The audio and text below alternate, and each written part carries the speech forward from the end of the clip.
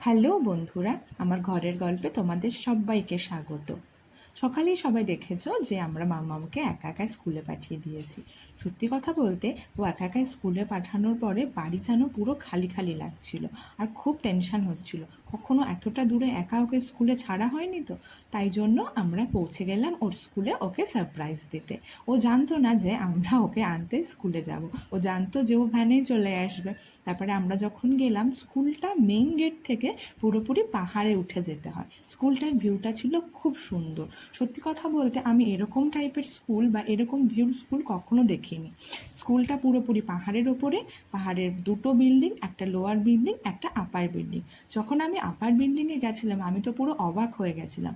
আপার বিল্ডিংয়ে শুধুমাত্র প্রিন্সিপাল ম্যামের সাথে কথা বলতে যাওয়া যায়। আমি যদি নেক্সট কখনো প্রিন্সিপাল ম্যামের সাথে কথা বলতে যাই, তোমাদের আমি উপরের ভিউটা নিশ্চয়ই দেখাবো।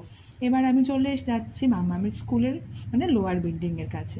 এবার আমি যখন লোয়ার বিল্ডিংয়ের কাছে গেলাম, দেখলাম লোয়ার গ্রাউন্ডটা পুরোপুরি ভরা রয়েছে স্টুডেন্টদের দিয়ে।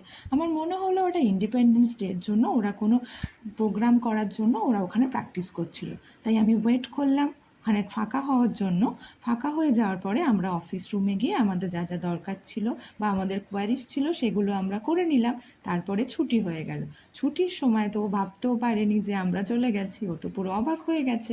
তারপরে ওকে যখন জিজ্ঞেস করলাম তোমার ফার্স্ট ডে স্কুলটা কেমন গেল, ও সত্যি বলছি ও খুব বললো যে খুব ভালো হয়েছে, ওর খুব ভালো ফ্রেন্ড এসেছে। আমাদের যতটা টেনশন ছিল টেনশনটা সত্যি হালকা হয়ে গেল। তারপরে ওকে নিয়ে আমরা বাড়ি চলে আসলাম। আমার সব থেকে ভালো লাগলো স্কুলের স্কুল টাইমিংটা।